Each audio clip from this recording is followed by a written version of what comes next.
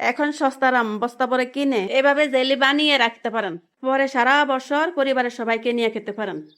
আসসালামু আলাইকুম গাইস, আপনারা সবাই কেমন আছেন? আলহামদুলিল্লাহ, আপনাদের দোয়া আমি ভালো আছি। আজকে আমি একটা আমের জেলি বানাবো। এই যে আমি কিছু আম নিলাম, এখন আমি আমের জেলিটা বানাবো, আপনারা দেখতে থাকুন।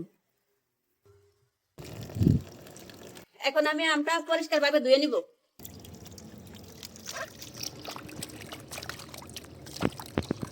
আমি এখন আমটা কেটে নিব।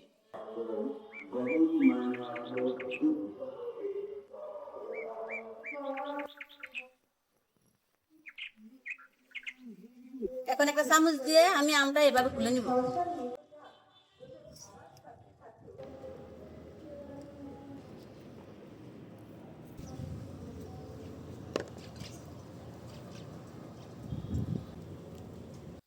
আমগুলো আমার কাটা শেষ, এখন আমি তেলে নিব।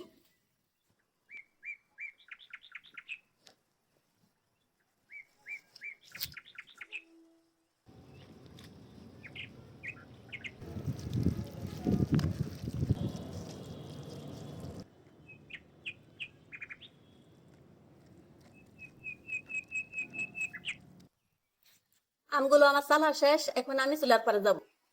চুলা একটা কড়াই বসিয়ে এখন আমি আমগুলো দিয়ে দিব।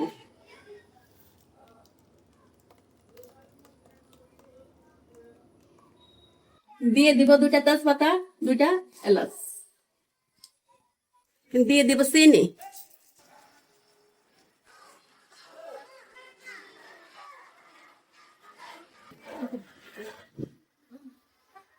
চিনিটা যাতে জমে না যায় এই কারণে আমি একটু লেবুর রস দিয়ে দিব।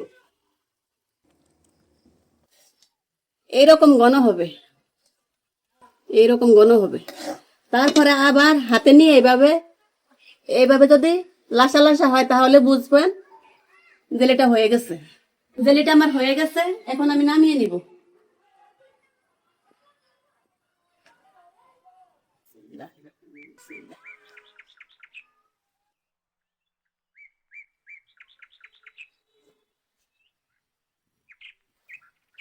জেলিটা আমার হয়ে গেল, এখন আমি বিকালের নাস্তা খাবো। এই যে আমি রুটি বানাইলাম,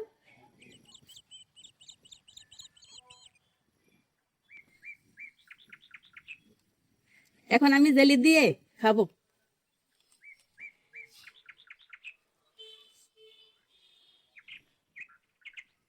বিসমিল্লাহির রহমানির রহিম। দারুণ সুস্বাদু, আপনারা এভাবে বাসায় ট্রাই করে দেখবেন। ভালো লাগলে লাইক কমেন্ট দিয়ে আমার পাশে থাকবেন। দেখা হবে আগামী দিন। আল্লাহ হাফেজ।